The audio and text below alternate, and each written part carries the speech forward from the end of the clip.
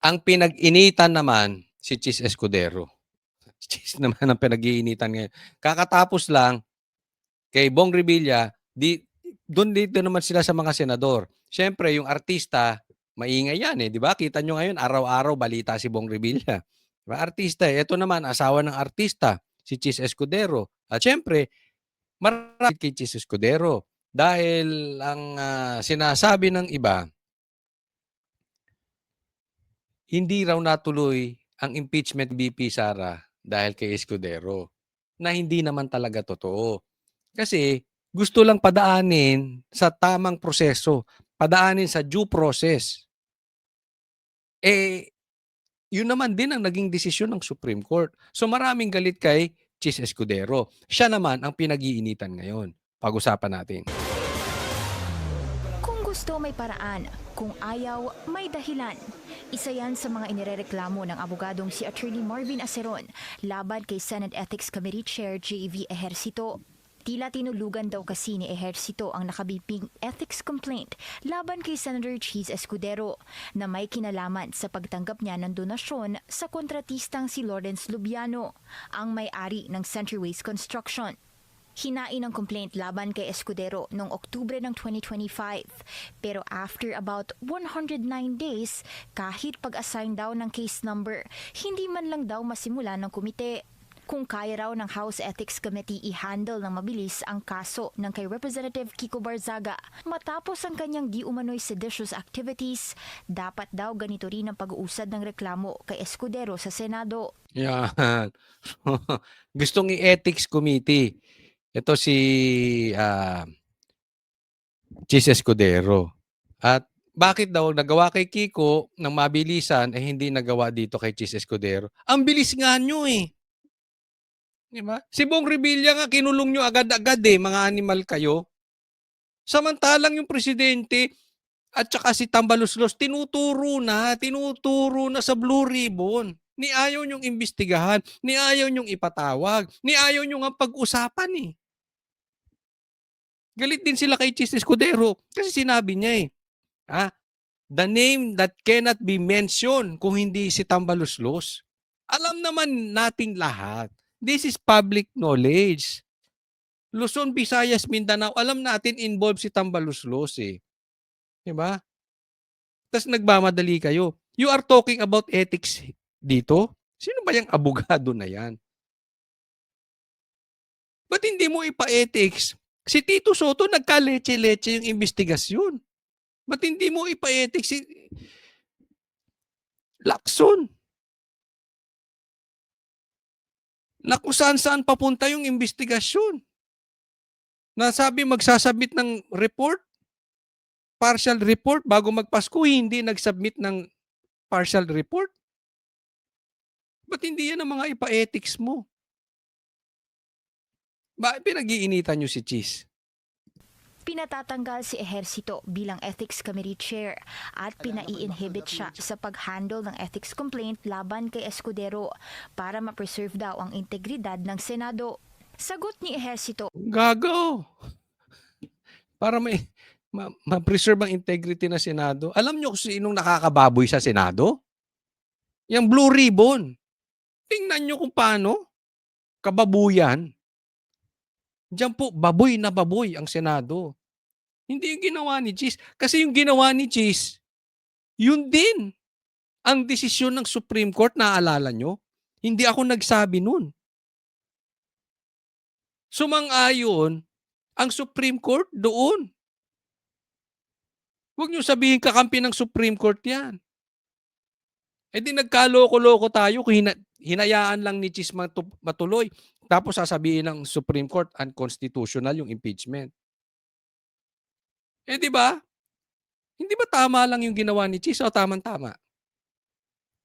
walang negligence sa bahagi niya dahil hindi pa buo ang membership ng kanyang komite, kaya hindi pa ito makapag-hold ng meetings o hearings. So, ano yung pinagsasabi niya? Di ba? There is no committee to speak of as of the moment. Sa tingin niya, hindi magpo-prosper ang nasabing ethics complaint laban sa kanya. Sino ba yan?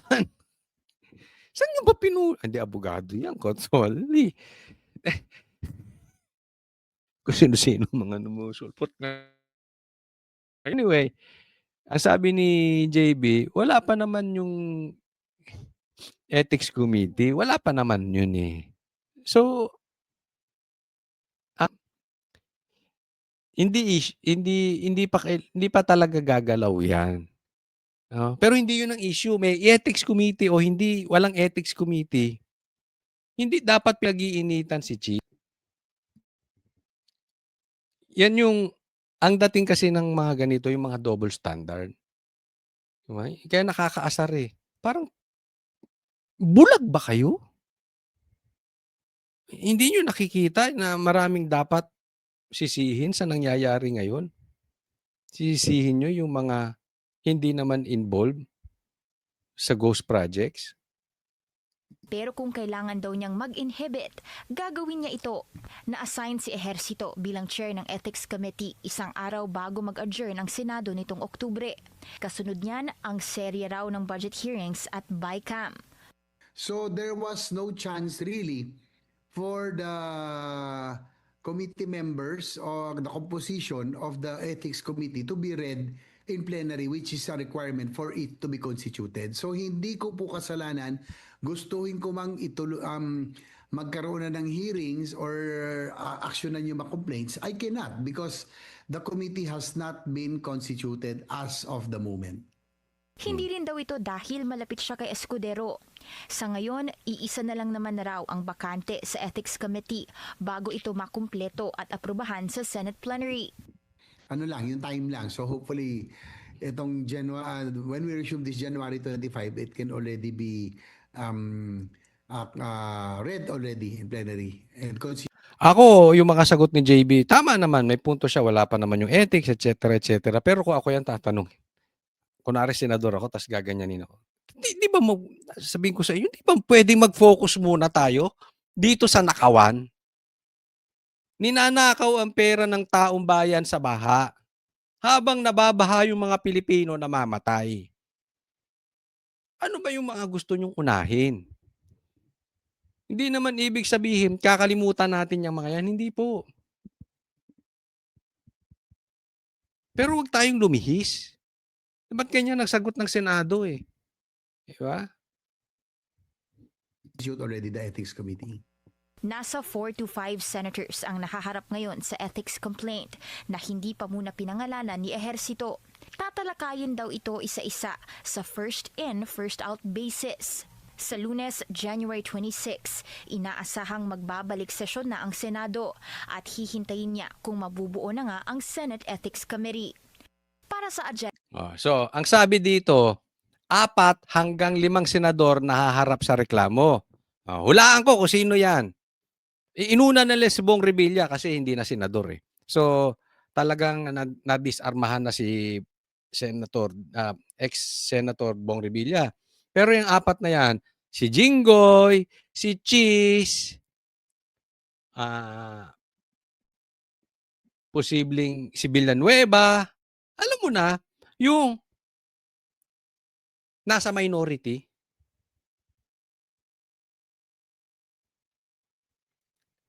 Yan ang kaya nakikita po natin na kitang-kita na obvious na ito ay harassment. Di ba? Kailangan, sige, sasampahan kayo, manahimik na kayo. Sabihin ko sa inyo, eto ba ikatang isip? Tingnan nyo yung nangyari kay Libiste. Nung nilabas na yung Cabral files, sinilipan si Libiste. Ang sabi nila, matagal ng kaso ni Libiste to. Tanga! Hindi naman nyo dinidiscuss yung kay Libiste. Ngayon nyo lang pinag-usapan. Biglang pinag-usapan ng ombudsman, biglang pinag-usapan na ng mga vloggers, biglang pinag-usapan na ng media, biglang meron na tuloy sinisilip kay Libiste kung kailan lumabas yung Cabral files. Ganito rin dito. Alam nila yung hindi nila kayang pilipitin ang leeg. Alam nila na pag nasampa ang impeachment, eto mga to boboto laban kay Bongbong Marcos.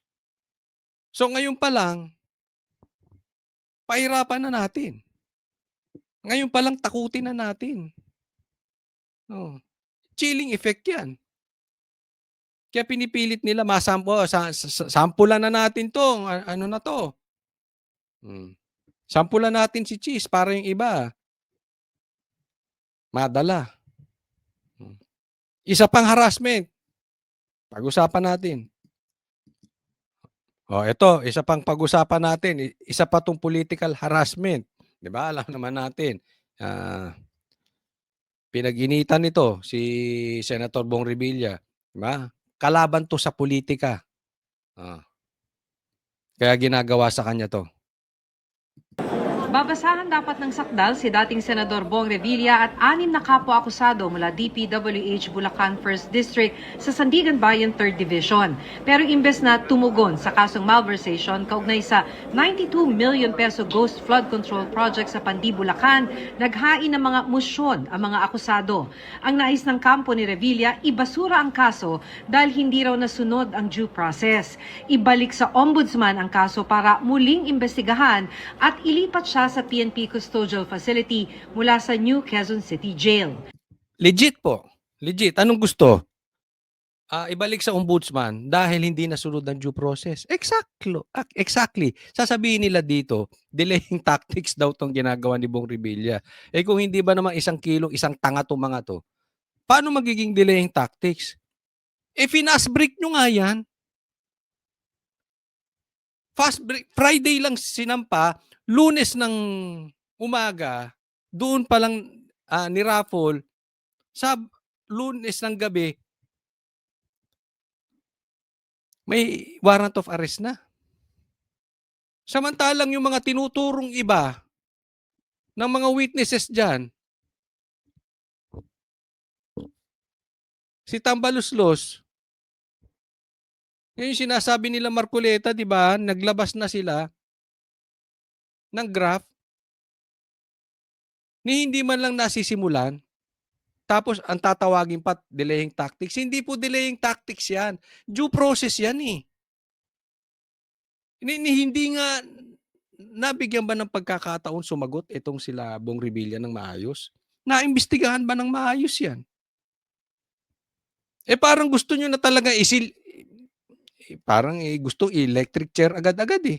Ganun yun eh. Parang, kailangan meron tayong mapakita sa taong bayan na may malaking tao na makukulong para sabihin nila meron tayong ginagawa, na meron tayong silbi, na wala kang kaibigan dito. Ganyan nila niloloko yung taong bayan. Samantalang yung nagturo kay Bong Revilla, ginawa pang state witness. Hindi reliable. Paiba-iba ng statement yung tao na yun. Hindi nga tanungin ni Lacson eh. Hindi nga pwedeng maimbestigahan. Dapat yun, di ba? Kino-cross-examine yun dun eh. Nakikita nyo kung paano nila minamanipulate ang sitwasyon. Basta kalaban, sige. Kalaban sa politika, sige. Pass break. Pagkakampi, pag member ng sindikato nila, ililihis ang investigasyon. It's important because the objective is to quash the warrant and to dismiss the case. Ito lang sa akin. Inapela naman ng akusadong si Emelita Huat, engineer ng DPWH Bulacan, Nito Mendoza, na Ito lang sa akin.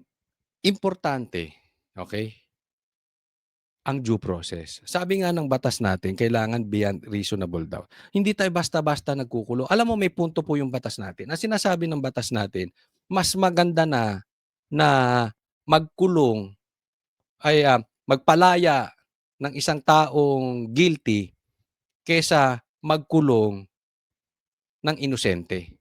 Ibig sabihin, pumapabor ang batas doon sa due process. Pumapabor doon sa possibility na inosente ang tao. Kasi masakit po talaga yan. Yung ikukulong ka tapos wala kang ginawa. Hindi po ako may sabi niyan. Batas po yun. Kaya dapat bago ka magkulong, walang kaduda-duda dun sa tao. Hindi mo pwedeng fina-fast break yan. Kaya nga nasa batas yung due process para mapagbigyan ng pagkakataon yung akusado na maghain ng kanilang mga ebidensya. At dapat patas ang pagdinig dyan. Pag-isahin sa isang dibisyon ang kasong graft at malversation. Ang mga musyon tinawag ng prosekusyon na delaying tactic. Sa huli, ipinagpaliban ng korte Kapal ng mukha, sila pa yung may sabi ng delaying tactics. No? Sabihin mo yan kay Lacson, animal. ang arraignment. Nireset ang pagbasa ng sakdal sa February 9. Binigyan ng prosekusyon hanggang January 28 na magkomento at pagkatapos noon ay re-resolbahin na ng mga mahistrado ang mga musyon. Ayan. Delaying tactics ba yun? Next week lang. Yung deadline. Tapos didesisyon na sa February 9. Delaying tactics yun. Ang bilis nga. Baka isa to sa pinakamabilis na kaso sa buong Pilipinas. Ang bira kayo, oh. Matapos ang pagdinig sa 3rd Division, diretso sina Revilla sa 4th Division para naman sa arraignment ng kasong graft.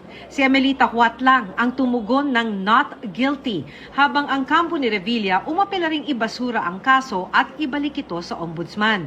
Nagtaka nga si 4th Division Chair Michael Musngi kung bakit naghain pa ng mga musyon ng depensa dahil tatagal daw ang paglilitis. It's the right of the accused to invoke speedy trial, but as far as we're concerned, we are exhausting all possibilities. So we will take our chances there.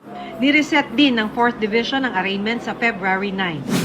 Para malaman kung may basehan ang hiling ng kampo ni Revilla na malipat sa PNP Custodial Center, ininspeksyon mismo ng 3 hukom ng Sandigan Bayan ang Quezon City Jail Male Dormitory. Sa 2 oras na inspeksyon, sinilip ang selda ni Revilla at iba pang pasilidad. Paglabas nila bago mag-alas 2 ng hapon, tikom ang bibig ng mga hukom. Wala naman po kami nakikitang basihan. We assured them that this is a secured facility, bago, modernong facility at mas Kaya ako naiintindihan ko to spokesperson ng BJMP. Of course, sasabihin nila yan. Na safe yan. Hindi naman niya sasabihin, delikado rito. No? Pero sa estado ni ito hindi ko po sinasabi na magkaroon ng VIP treatment. Okay? Pero bakit nagawa kila De Lima? Nagawa sa iba eh. Diba? Ilagay lang sa maayos na lugar. Lalo-lalo na ito hindi naman to pipitsuging politiko artista rin to, no? Yung safety lang, yung safety, and then pag talagang nahatulan, dumaan sa tamang proseso, di saka ikulong. But for the meantime, wag munang delikado po lalo't lalo na, at tandaan po natin, malalaking tao kalaban nito. Kaya nga na fast break to si Bong Revilla Tandaan po natin yan. Hindi po pwedeng, hindi po pipitsugin yung nakalaban nito. Kaya ito ginigipit. So, habang nakasampa pa yung kaso, wala pa namang desisyon, ilagay muna na doon sa sigurado tayo magiging safe. Yun lang naman, hindi naman tayo VIP treatment, hindi naman sa ganon. Pero nakita naman natin yung kabuuan nito, di ba? Na ito ay paglihis lang doon sa totoong nangyayari. Paulit-ulit ko nga sinasabi, bakit ba nag-init sila dito sa mga senador? Ang nakawan nangyari sa congressman, sa lower house. Doon nabuo ang mga ghost projects. Doon wala man lang. Bakit? Mas malalaki ang pangalan ng Senado Yun ang katotohanan niyan. Next topic po. Ayan, dapat si Bongbong Marcos ay pupunta sa Ilocos Norte. Pero masama ang pakiramdam, di umano, dahil sa kanyang sakit na diversionitis. yun na lang. Mas bagay yun total mahirap i-pronounce yung sakit niya. Katunog naman. No? At the same time, mahilig siya mag-divert. So yun na lang ang itawag natin sa sakit na diversionitis. Oh. So hindi siya nakapunta. Oh, on his behalf, ang pumunta yung isa pa niyang anak na adik. Di umano. Okay, pag-usapan natin. Atin pong tawagin si House Majority Leader Ferdinand Alexander A. Marcos bilang Sana yung announcement. Ati pong tawagin ang anak ng isang adik at isa pa ang sumusunod na adik ng bansang Pilipinas, si Sandro Marcos. Ay, hindi ako nagsabi niyan, yung tiyahin mo. Adik daw kayo, mag-ama. Di umano, ha? kinatawan at upang From one adik to another adik. ihatid ang mensahe ng ating mahal na Pangulong Ferdinand R. Marcos Jr. Ang anak niyang si Ilocos Norte 1st District Representative at House Majority Leader Sandro Marcos ang kumatawan sa Pangulo sa gabay ng Bayan Program na dapat sana idadalawan niya sa Ilocos Norte kaninang umaga. Sa isang punto sa talumpati na nakababatang Marcos, saglit na natigilan ang mga naroroon. Since I was young, I've been surrounded by educators. From my grandmother to my mother and now to my wife. Bear in mind, speech to ng tatay ko, hindi akin. I have seen. Grabe, nagtawanan na kayo nun? Nagtawanan na kayo nun? Ang plastic nyo. Ang pa-plastic nyo, mga ting, ha? Nakakatawa na yon. Samantalang yung pinaggagawa nila sa bansa natin, tinatawan-tawanan nyo lang.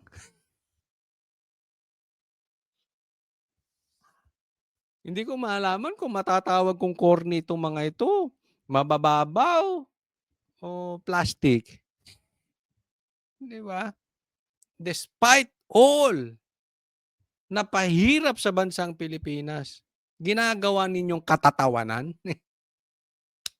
Sa bagay, kasama sa buhay ng Pilipino yan. Kailangan tawanan ang mga magnanakaw. Just making that clear. I have seen the countless sacrifices that teachers make every day.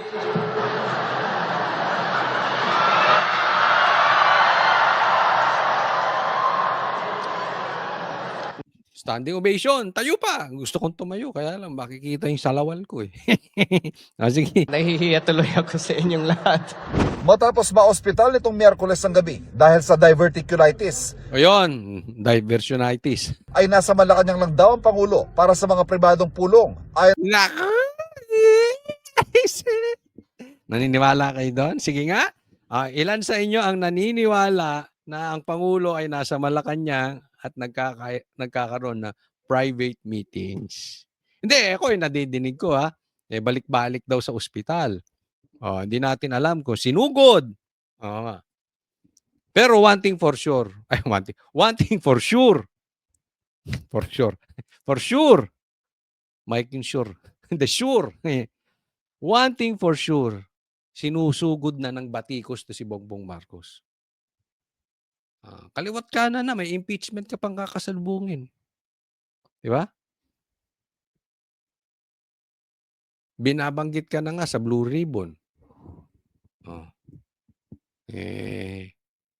Kalma lang, kalma. Dahan-dahan din. Kung ikaw ay magpapakalma, dahan-dahan, baka ma-overdose ka. Okay? Relax lang kasi hindi ka na bata.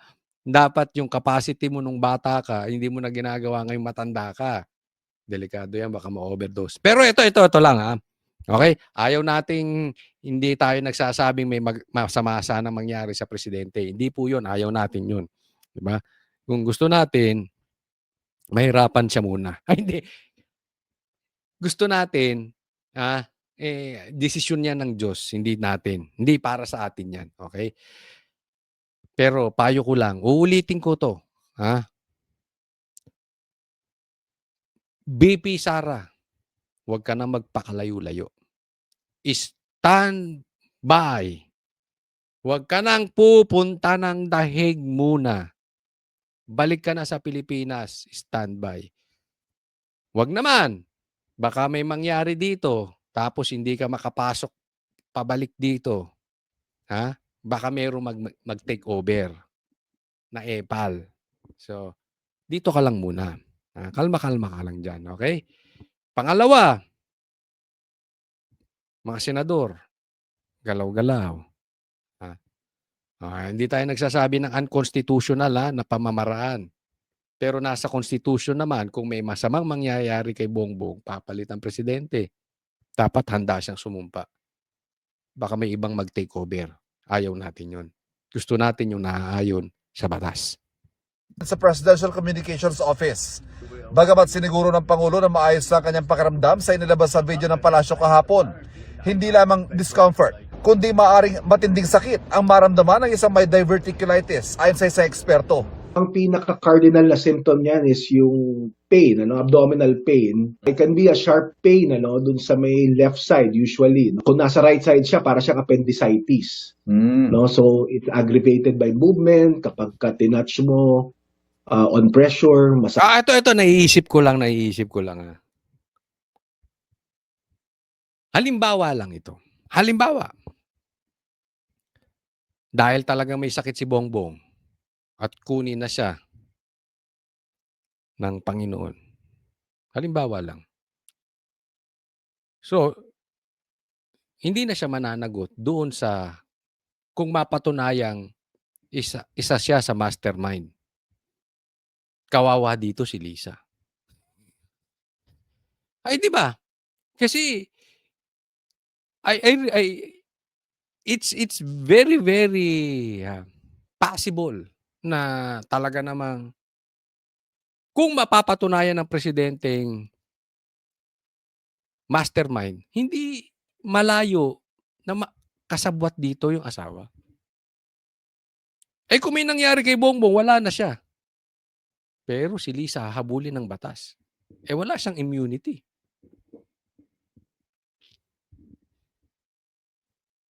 Naisip niyo ba yun? Kung lang naman hindi sa pinagbibintangan ko silang guilty na. Hayaan natin ang Panginoon na mag-decide niyan. Hayaan natin ang husgatong mag-decide niyan. But just in case, kawawa dito si Lisa. Na? Tama o tama-tama? sakit siya. Tapos,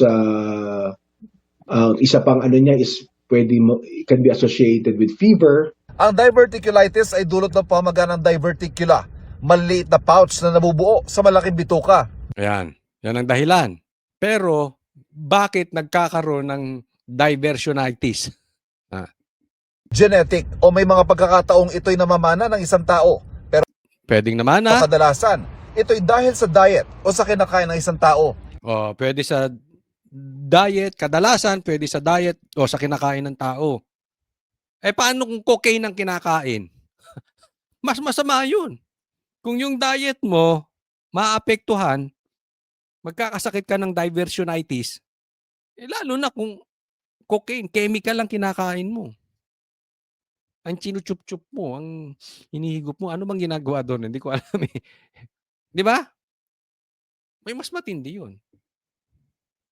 Kung lang naman, kung. Anyway, dapat naman talagang pinag-uusapan na natin yan. Sinabi na rin mismo ng kapatid niya eh. Maraming mga possible na causes niya. One is probably yung dietary. And it's probably related sa decrease ng fiber intake tsaka increase ng high fat na diet. This can essentially cause ng constipation, and dahil doon mag-i-increase yung pressure doon sa colon. That can cause a diverticula and pwedeng maging mamaga yun. Pag siguro ng Pangulo hindi life-threatening o hindi malubha ang naging dahilan ng kanyang pagkaka-ospital. Ayon sa eksperto, mas malamang ito ay simple diverticulitis na madadaan sa antibiotic, pahinga, pag-hydrate o pag-inom ng mas maraming tubig at pagkain ng mas maraming fiber. Yan. Kumain ka ng talong at hotdog. Ay! May ganon. Bakit ganon? Huwag kang magpupuyat. Ako curious lang Curious lang naman. Wala tayong pinapatamaan tao. Sabi ko nga, nabanggit naman na to ni Amy. Yung cocaine ba, hindi ko rin talaga alam honestly. Yung cocaine ba nakakapagdulot ng puyat? Alam nyo ba ang number 1 killer? Hindi yung pagkain. puyat.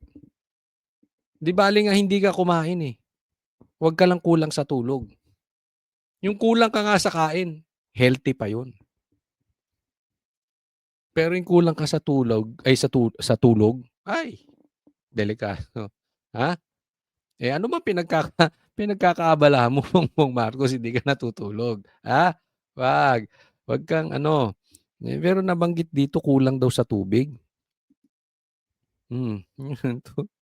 Inom ka ng ano, dagdagan mo pa ang tubig. Bongbong Marcos, tubig pa more. Gets? If you know, you know. Hindi, alam nyo kasi, ang tubig, ang tubig ay tubig. Pagkain na mas maraming fiber. Mas karaniwan ang diverticulitis sa mga edad 50 pataas. Pero may payong mga eksperto para makaiwas dito. Increase your fiber intake. Of course, yung bawas-bawasan natin yung pagkain ng mga processed meat, mga taba. Bawasan ang pagkain ng tubig. Hindi. Dagdagan pala ang pag-inom ng tubig. Gulo mo, Coach Oli. Of course, yung healthy lifestyle, regular exercises, increase your fluid intake. So anything siguro na para maiwasan natin yung maging constipated tayo. Talagang malaking tulong. Para sa GMA Integrated News.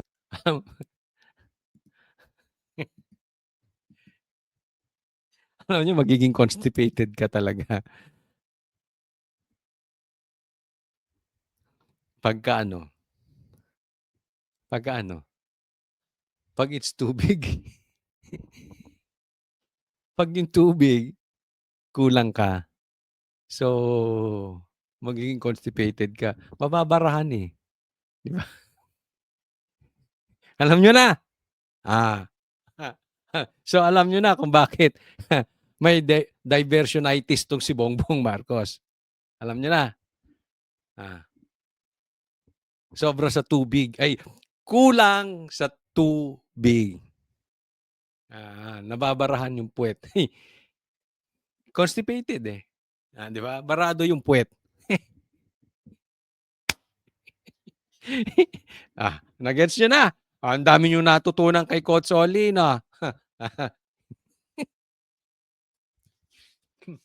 Okay. Eto, pag-usapan natin Kasi alam nyo, si Saldico, matagal na nahimik. Pero ngayon, nagsalita ng muli. Ayan, pakinggan po natin. Number two, in the case of Congressman Saldico, yes, he is willing to be a witness.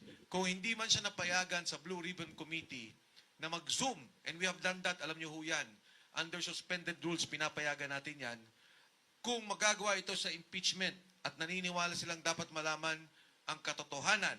At syempre, bigyan din ang pagkakataon ng presidente na sumagot dito sa mga charges na nandito. Saldico is willing to testify on our behalf. Yo, patay. Ay, papatayin nyo talaga si Bongbong Marcos Papatayin nyo talaga. Kagagaling lang sa sakit. Kalalabas lang ng ospital. Tapos ganito ang magiging balita. Si Saldico magte-testify. Pag natuloy itong impeachment, malaking bagay yan. Mati talaga si Bongbong. Kaya nga, alam nyo, dapat matagal na itong ginawa eh. Nagkaloko-loko na lang. Dahil pumasok tong si Tito Soto, tapos ipinalit yung kanyang kumare na si Lacson. Ayun, nawala na. Pero ang tinuturo talaga dyan yung tambaluslos at saka yung presidente. Ngayon, magte-testify sa impeachment. Pero teka muna, meron tayong narinig from a reliable person. Bubwit sa bubwit natin. Naku, meron na naman. Sige, mamaya konti pag-usapan natin yan. Sa graft and corruption issue at sa lahat na nalalaman niyang bigayan ng pera, maging yung pag-aayos ng budget, hindi ang program allocation. Kung kay Saldico, was he voluntarily offered being the state witness o kayo po ay nagkumbinsi sa kanya mag-state witness? Nung malaman ni Saldico na mag-file ng impeachment complaint at lalo't malaman niya na pinlock, he is willing to testify to enhance the impeachment complaint we have filed. Ayun. Teka muna. Mukhang nakakausap ni Defensor o nung abogado si Saldico dahil hindi mahanap-hanap. Yung napakalinis nating mga sekretary na Rimulya Brothers na walang anak na adik. Oy, bakit may ganon? Pambihira. Ito mga Rimulya Brothers, wala yan. Malilinis yan. Walang kinalaman sa gambling yan, sa pogo at sa droga. Pero hindi nila mahanap-hanap si Saldico. Pero ito, nung nalaman may impeachment, hinarang yung impeachment, gusto nang mag-testify. Tapos, so ibig sabihin, baka nakakausap nga ni Defensor. Nako, talagang aatakihin si Bongbong Marcos niyan. Ang sabi niya, noon nga sa Senate, gusto na niya sa Blue Ribbon Committee. Hindi siya pinayagan. Inaasahan niya at inaasahan namin na dito sa impeachment complaint ay papayagan siya mag-testify. Yun, pati si dadatnan sa inyo dadatnan si Pinky Lacson yan. Di ba? Gusto nga niya Ito hindi ko maintindihan kay Ping Lacson. Lagi niyang sinasabi na pagka papunta ron ang ebidensya, dapat doon ang iimbestigahan. Ito si Ping Lacson kontra naman ng kontra. Gusto niya mag-testify, hindi naman pinayagan. Hindi naman natin alam kung talagang sino hindi pumayag dyan, si Tito Soto o si Pinky, pero parehas naman silang kumukontra-kontra sa mga ganyan. Ayaw nila mag-testify. Gusto nila naka-oath. Diba? Nag-take ng oath. Yung iba naman hindi nagtitake ng oath, pinapayagan namang mag-testify. Pero itong matindi niyan. Wala kayong awa kay Bongbong Marcos, kalalabas lang ng ospital. Gaganyanin nyo na, ganyan pa ang balita. Pero alam nyo, may balita tayo ito daw si Bongbong Marcos. Di umano. Parang isinugod na naman sa ospital. Kakagaling lang doon. Binalik na naman. Di umano. Yan ay sabi nung Butbit. Labas-pasok na daw. Siguro masakit nga. Diba? Pero antay-antay. Kaya nga alam nyo, dapat ito standby tayo. Hindi naman natin sinasabing may mangyari sana kay Bongbong Marcos. Pero BP Sara, huwag kang maglalayo, huwag kang punta ng punta sa dahig. Huwag kang alis ng bansa, lalo't nagagaganyan na kasi that is very crucial kasi hindi naman natin inaano ayaw natin may mangyari sana ligtas ang presidente. Pero kung sakali, baka magkagulo, dapat mayroong nagtitake agad ng oath. Agad-agad. Baka mamaya biglang mag-take ng oath si Torre. Hindi natin alam. O baka mamaya mag-take ng oath si Boying. Malay natin. Pwede yan. According to my jurisdiction, bend the law. The ombudsman can take the oath and be the next president. Hindi natin alam. Everything is possible in this government. Diba? Yung bawal nga, nangyayari. Isipin mo dati, ang corruption, kumakat lang yung mga congressman ng 10%. Ngayon, 100% ghost project Walang proyekto pero may pondo. Ganyan kalupit.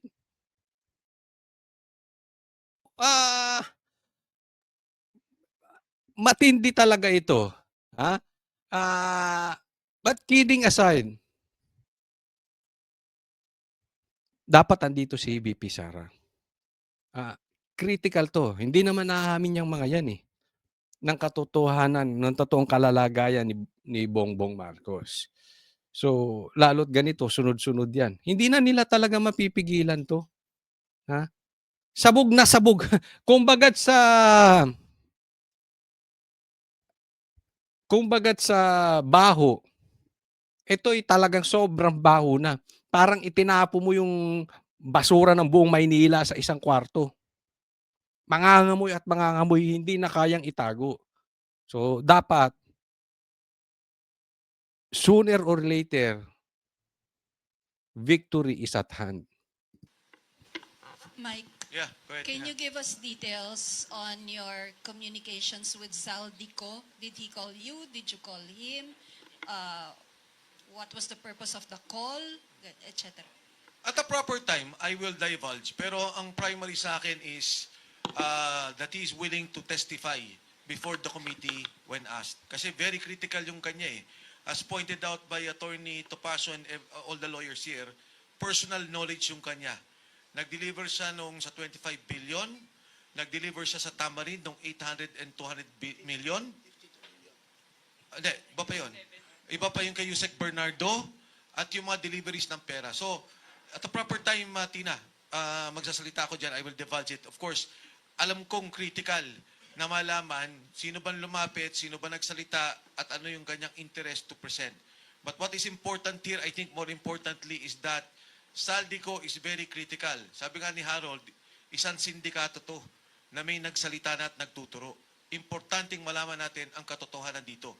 Kung walang alam si Presidente, sinasabi niya hindi siya tumatanggap, tingnan natin, ipaliwanag niya. Pero Saldico is very clear about it and very direct on the bribery at yung pagbibigay niya ng delivery ng pera kay Pangulong Bongbong Marcos. Yun, matindi, matindi. So, ang issue dito, tinanong siya, sinong lumapit? Sinong kumukonta kay Saldico? Hindi mo na sinabi nitong si Mike Defensor. Ang para sa kanya, hindi yun ang importante. Ang importante, sindikato ito. Maikukumpara yung nakawan sa Ghost Projects as sindikato. So magkakasama yung mga yan. Eh, sabi nga ni Lebiste, 5 sekretary involved. May 2 nang natanggal. Ang total niyan, 7. 5 meron pa nakaupo hanggang ngayon. Ganyan po kalupit yan. Kaya sindikato yan. At kaya, very convincing, kahit korte tatanggapin ang mga salaysay ni Saldico because he is one of the syndicate. Membro po siya ng sindikato na yan. At siya mismo ang nagdi-deliver. Hindi yung narinig ko kay ganito, narinig ko kay ganito. Hindi, siya mismo nagdi-deliver kay Tambaloslos at kay Presidente. Kaya nga sinasabi, walang kasalanan si Presidente. Eh di, harapin nyo. Sagutin ninyo. Si Tambaloslos din, sinasabi niya, hindi siya kukuha ng pera ng taong bayan kahit ni isang kusing hindi siya kukuha. Eh di patunayan nyo. Di ba? Eh wag si Lacson ng sagot. Ang problema natin dito, si Presidente at si Tambaloslos, tahimik. Tapos si Lacson ng salita. Hindi naman siya ang tinatanong. Di ba? Harapin nila. Clarification lang. Saan siya magte-testify? Blue Ribbon? Or sa impeachment sa House Committee on Justice? Sa impeachment Hindi nga papatay. Blue ribbon o sa impeachment. Hindi yan. Imposible. Imposible po na pagsasalitain yan sa impeachment. Lalo't lalo na si Ping Lacson at si ang hari dyan, si Tito Soto. Pero, may good news ako. Mamaya, pag-usapan natin yan. Dito muna tayo. Ha? Tina, once inallow nila to and we are given a chance to consolidate and to have the witnesses, Saldico will be one of our major witness. Add ko lang bakit si Saldico is the best witness sa kickbacks issue ng aming complaint. He is a co-conspirator and under the rules of evidence, a co-conspirator can be presented as a witness. Kaya hindi nila pwedeng sabihin walang alam si Saldico. Siya ang may alam. And besides, he is the former chair of the Appropriations Committee of the House of Diba? Chair of Appropriation. Ay siya nag-allocate ng pera. Alam niya yan. Kung bagat ganito yan, Bongbong Marcos, baka hindi napapaliwanag ng abogado mo sa'yo. Papaliwanag ko sa maiksian lang. Kung bagat sa droga, sabay-sabay kayong nagdodroga sa isang kwarto. Halimbawa lang yung wala tayong pinagbibintangan. So habang nagdodroga kayo, sabay-sabay din kayo nag-o-orgy. Halimbawa lang yan. At habang kayo'y nag-o-orgy, kinabukasan, sabay-sabay kayo nagbebenta ng droga. So, ibig sabihin sa inyo binabagsak. Example lang. Ibig sabihin, parte siya niyan. Nakikita niya. Kayo-kayo naggaganon. Kayo-kayo nag-o-orgy. Credible siya. Tama o tama-tama? May tama ka. May tatamaan talaga kayo sama-sama sa kwarto. O, di ba? So, reliable si Saldico. Pero tingnan natin kasi parang biglang nawala eh. Puntahan muna natin yung impeachment. Sana ito ay matuloy. Kasi nga, ang dami nagsampa ng impeachment, meron pang tanim impeachment si Bongbong Marcos. Di ba? Para magkaroon ng 1-year bar rule. Tapos yung impeachment na legit, yung sinampan itong sila Defensor et al., kasama sila Chavit, hindi tinanggap. Pero yan, pag nag-push through yan, guaranteed yan. Tapos na po ito. Next topic po tayo. Ito, pag-usapan natin dahil meron pong malaking magaganap. Soon. Okay? Dahil talagang sobra ang kapalpakan at halatang-halata na ng taong bayan. Grabe na yung pagtatakip ni Lacson. Isa po ito. At meron akong good news mamaya. Pag-usapan natin. Inalisan niya kagad ng responsibility ang opisina ng presidente. Alam niya eh. Yusek Adrian sabi, I will identify officials of government, sabi niya. Sinabi, Yusek Trigib. At saka si Yusek Bersamin, he was name-dropping the president. Sa mga tweet, inalisan niya kagad ng responsibility ang opisina ng presidente. Alam niya eh. Yusek Adrian, name-drop the name of the president. Yes. Ganun siya Yung Yusek Adrian, di umano, sabi ni Marcoleta, binanggit si Bongbong Marcos. The name of the president. Ganun pa. Alam niyo yung isang pelikula na ang ganda na nung tapos to si Lacson anticlimactic. Nandun na yung climax, binanggit na yung president. Sinong gusto mong imbestigahan yung katulong? Na nakatakip ang muka. Yung staff. Kung saan-saan dinadala ni Lacson. Itinuturo na yung presidente. Ba't hindi yun ang pagtuunan ng ng pansin? Ganun siya kasigurado. Kinungklud niya. Pero bakit hanggang ngayon, hindi niya tinatawag yun? At nandun yung Trigib, nandun yung Bernardo, dapat nandun din yung yung sinasabi ko, kung sino-sino yung pinipresenta ng mga testigo. Ano ba sinasabi niya? Sabi niya, doon sa kanyang opening statement, nung Monday. Ito sinabi niya, let me emphasize one point. We always go where the evidence leads us. Ayan. Kung saan ang ebidensya, doon tayo, sabi ni Lacson. We do not target any particular person nor we have the intention to cover up for... Wala tayong tinatarget at wala din tayong pinoprotektahan. Sabi rin ni Pinky Lacson. Anybody. Taliwas ito eh. Wherever the evidence leads us. Nagsabi si Trigib. Nagsabi Adrian Bersamin. Ba't di mo sila patawagin? Bakit ganito? Wala raw silang intensyon na panatan ng iba. O to cover up anybody. Ba't parang may kinocover ka rito? Di ba? Nagharap silang dalawa eh. Ayun nga. Pagkatapos, ang pinresent niya, dalawang babae nakatakip ang mukha. Doon muna tayo. So, tinuturo na po yung Office of the President. Yung presidente mismo, ayan na sinasabi na, doon ka napunta sa staff, doon ka sa nakatakip ang muka. Di ba? Kaya nga, disappointed ang taong bayan. Kaya nga po ang nababalitaan natin, ito ay nadidinig po natin sa ating bubwit. Nadidinig po natin Ito'y hindi ko maano kung ito'y confirm, no? Pero pinag-uusapan na po. Pinag-uusapan na po na palitan ng Senate President. At malamang-lamang yan si Cayetano. Malamang-lamang yan kung mapapalitan. Tatandaan po natin, manipis po ang difference ng majority at saka sa minority. Ilan lang ang bumaligtad galing sa majority, magiging Senate President yan, si Cayetano. At pag naging Senate President yan si Cayetano, imposible na siyang may alam sa batas, hahayaan niya na si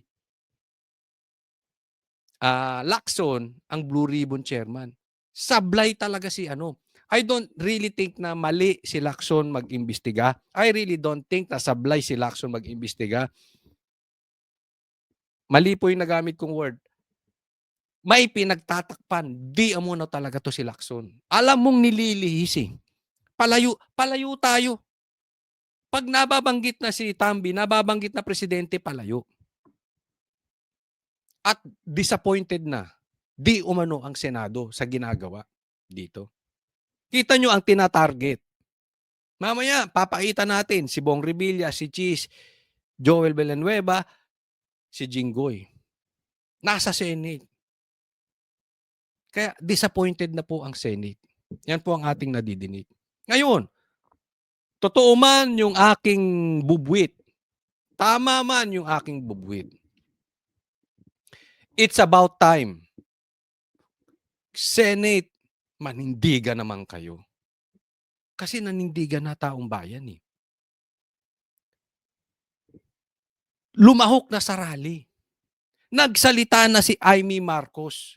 Andun na yung hinanakit ng taong bayan. Ginawa na nila ang parte nila. Ginawa na namin ang parte namin. Yung taong bayan, yung mga vloggers, nagsasalita na.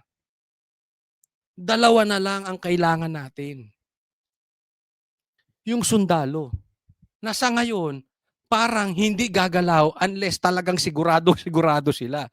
Napakasigurista ng di umano nila. Ba't sila, hindi naman sila gumagalaw eh. Di ba? Okay, hindi po tayo nagtatawag dito ng rebellion. Ang tinasabi natin dito, yung naaayon sa batas. Yung sundalo ni hindi man lang nila tingnan kung totoong yung sinasabi ni Amy na adik, dapat yan tinitingnan na nila eh. Nasa kapasidad pa ba yung presidente? Huwag na nating asahan, wala tayong aasahan doon. Pero Senado, it's about time kayo. Yung nasa majority, lumipat na kayo ng minority, nabababoy na yung blue ribbon. Hindi lang naman si Lacson ang nabababoy eh. Hindi lang naman si Tuta Soto nabababoy. Buong blue ribbon nabababoy. Mga ilan-ilan lang sa majority, lumipat sa minority. At maglagay kayo ng presidente, Senate President. Palitan nyo si Lacson. Uusad ang investigasyon. Hindi tayo tatawag ng illegal. Ang tinatawag natin yung naaayon sa batas. At naaayon sa batas yan. Na mag-imbestiga ang blue ribbon ng maayos. Nang hindi kababuyan. So maglagay tayo dyan. Paano malalagay dyan kung ang presidente, ang Senate President si Tito Soto? Hindi mangyayari. Anyway, may nadidinig na nga akong palitan. Sana kayong mangilang-ilang diyang senador, manindigan naman kayo.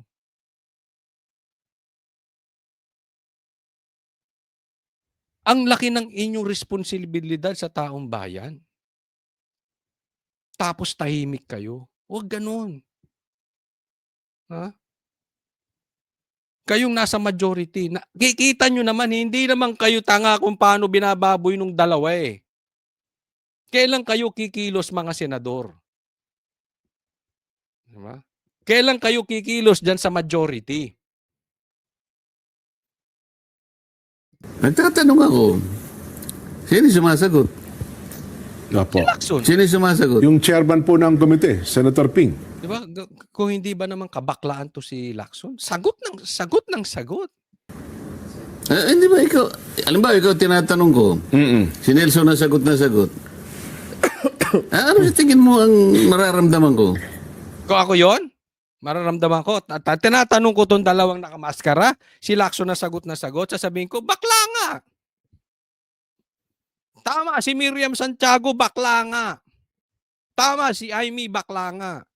Paano sagot? Hindi naman siya tinatanong. Buti kung abogado siya ni Marcos o ni Tambal, hindi naman siya abogado dyan eh. Blue Ribbon Chairman siya. So, ibig sabihin, para siyang nagpa-facilitate ng discussion. Diba? Para siyang judge. Dapat patas lang siya. Well, yun na nga po. Yun na nga po? Ano mararamdaman ko? Siyempre, tinatanong kita, ito yung sagot na sagot. Ikaw, ayaw kanyang pasagutin, ito yung sagot na sagot. Nakakabastos yun, Sen. Pagkatapos sasabihin, tayo ang may disrespect. Parang baliktad ang nangyayari. Hindi, kaya nga, pasensya na, gago talaga to si Lacson. Gago talaga. Siya pa may gana magsalita na hindi siya nirespeto. Ang ayos na napanood ko to eh. Ang ganda nung paalam ni Marcoleta eh. Pwede ko ba silang tanungin? Pumayag naman si Lacson. Siya pala sasagot. Palayasin mo na yung dalawa na yan. Kayo na lang mag-usap, Marcoleta, Lacson. Kayo na lang mag-usap dalawa. Di ba? Kasimple-simple lang ng tanong ko eh. Sabi ko to sa babae, sino po ba yung may-ari talaga ng bahay na pinag-uusapan natin sa 30 Tamarin Street? Bigla siya nagsalita. Yung sasabihin, sino may-ari? Simple lang naman eh. Alam mo kung malabas nito, ayaw pagsalitain ni Lacson kasi baka mataranta yung dalawa. Pag sinabi nila si Tambi, paano niya ngayong pipihitin? Di ba? So, para hindi mataranta yung dalawa, siya na lang magpakatarantado. Ganun ang lumalabas. Pero hindi ko siya... Oo nga, pabagalang hindi ko siya sinasansala. Okay. Tanong na naman ako. Opo. Sagot na naman siya. Ba't naman ganun si Marcoleta? Hindi naman daw niya sinasalsal. Huwag mo naman salsalin si Lacson. Hindi, ewan ko tama ba yung nadinig ko? Tanong pa rin ako. Ang haba nga po ng explanation. Sagot na naman siya. Sabi nga ng isang observer alam mo na pala yung mga sagot niya. Ba't pinasinta mo pa dyan? Para ano yan? Ang gamit lang pala nung dalawa para ituro si Diskaya na si Diskaya raw ang nagsabi na umalis na kayo dyan dahil gagamitin na ng bagong may-ari. Dahil ang bagong may-ari na nasagap yata ng Blue Ribbon Committee Chairman, meron natang chismis ng bagong may-ari, Martin Romualdez. Kaya pala pinaturo si Diskaya, para ang maisip na naman tao, wala yung chismis na si Romualdez ang may-ari kung hindi tinuturo si Diskaya. Ayun. Akala ko ba wala tayong kino-cover up dito? Hindi ba? Ito po yan ha. Ito yung purpose na sinasabi ni Anong purpose? Dinala mo yan dalawang nakamaskara na yan. Nakatakip ang mukha. Hindi naman pala sasagot. Anong purpose? Ang purpose pala, para ituro si Diskaya. Kasi yung bahay sa Forbes, doon binabagsak ang pera. So ang purpose lang pala nito, kaya pinalabas ni Lacson, para mailihis kay Tambaluslos, hindi sabihin hindi kay Tambaluslos yung bahay, kung hindi kay Diskaya. Nakikita nyo? Yan yung sinasabi ni Marcoleta, kala ko ba wala tayong cover up? Kala ko ba wala tayong pagtatakpan? Yan lang pala purpose niyan. Ngayon, kung magtuturo sila, dapat yan, naku-cross-examine. Tuturo mo yun, sige, si Diskaya may-ari. Ay di hayaan mo magtanong si Marcoleta para malaman kung nagsisinungaling to mga testigo. Diba? Kasi nga ang chismis, ang may-ari ng bahay, si Tambaluslos. Tinuturo nila iba. So dapat, imbestigahan kaya nga Blue Ribbon, investigasyon. Maimbestigahan ni Marcoleta. Hindi naman pinapayagan mag-imbestiga. Sagot ng sagot si Lacson. Hindi ba kaipalan to? Nuknukan ng epal to si Lacson. Magkano ba? Hindi. Magkano ba yung Amerikana mo, Lacson? Parang sobra kang epal eh. Ha? Ay nako. Ito, next. Dito, isa pa to, pinahiya si Lacson.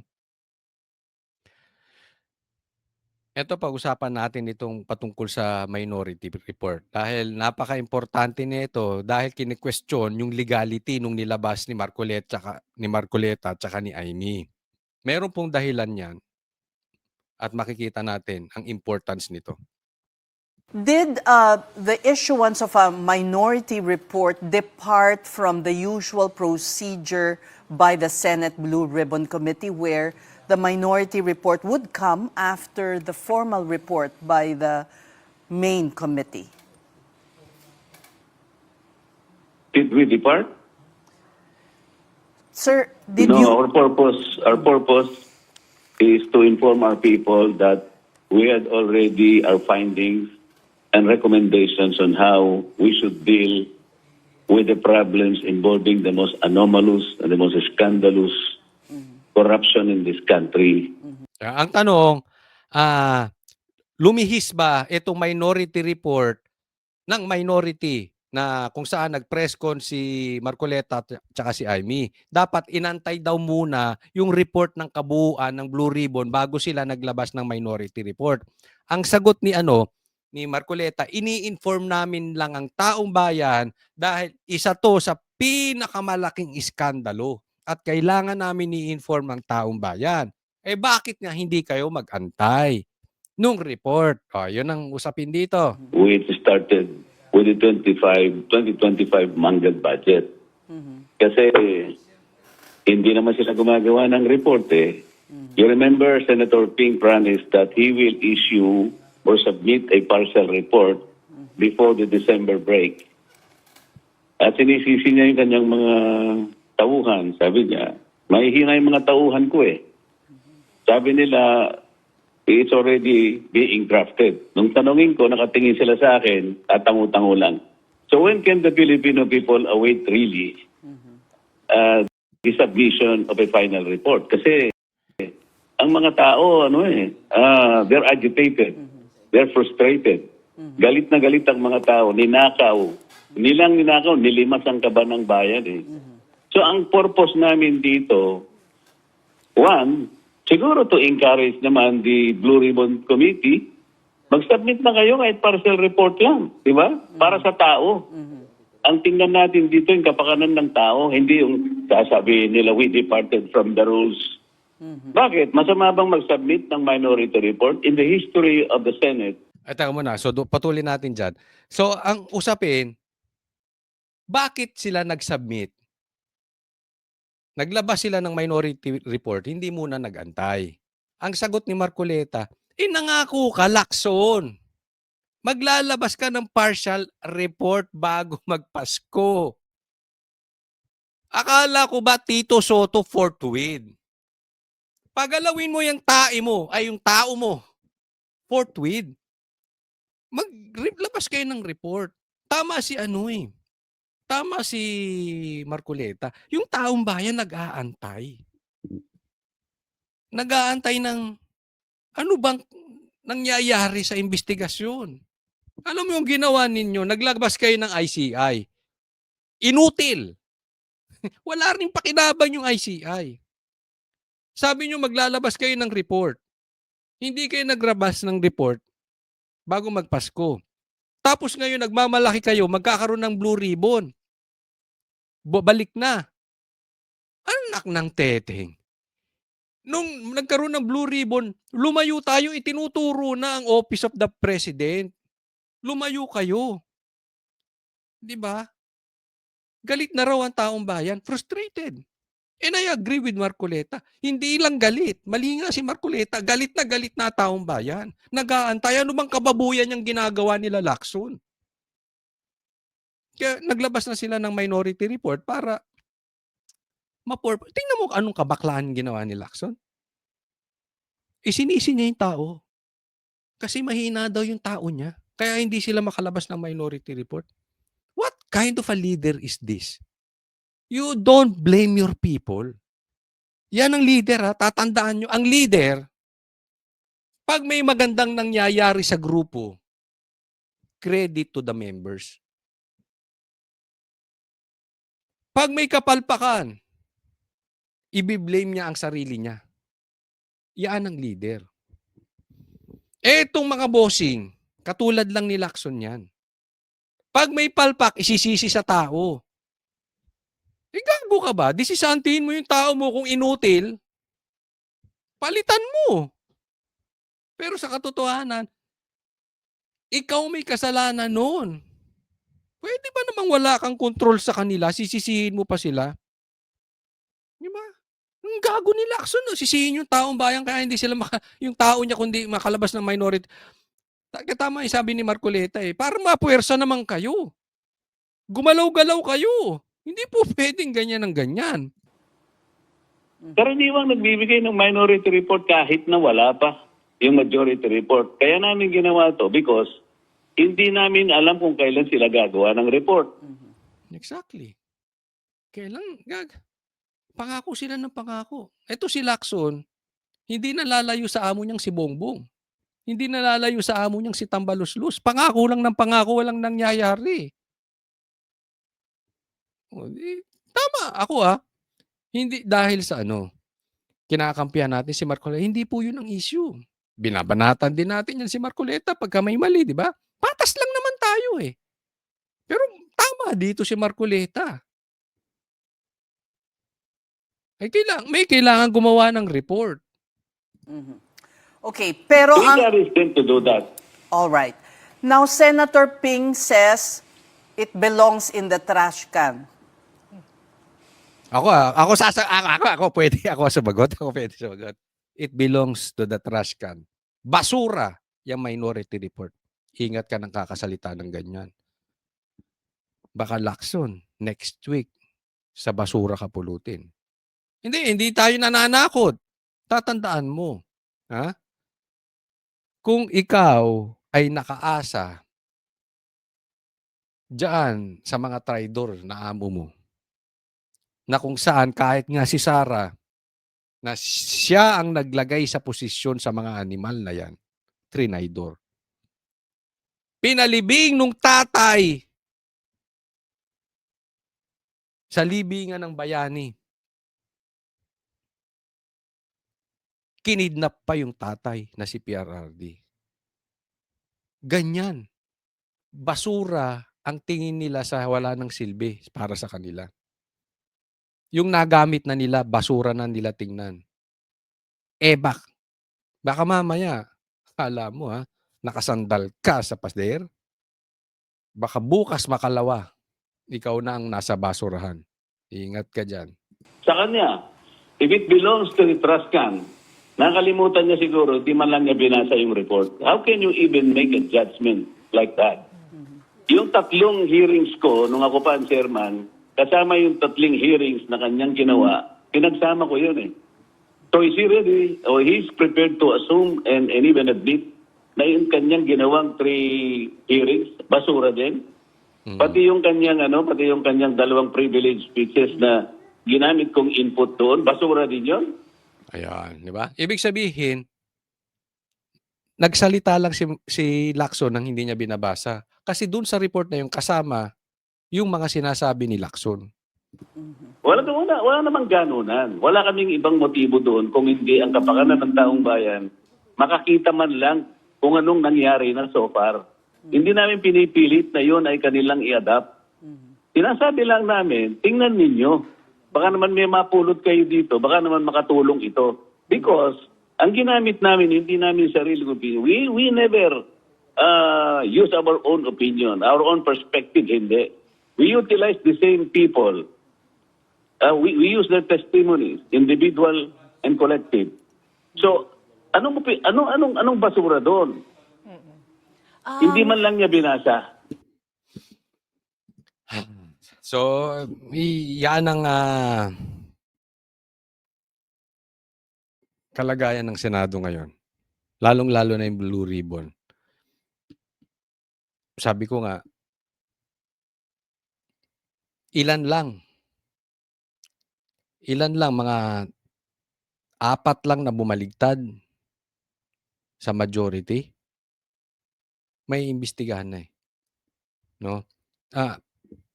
Tingnan po natin 'to, mga kababayan.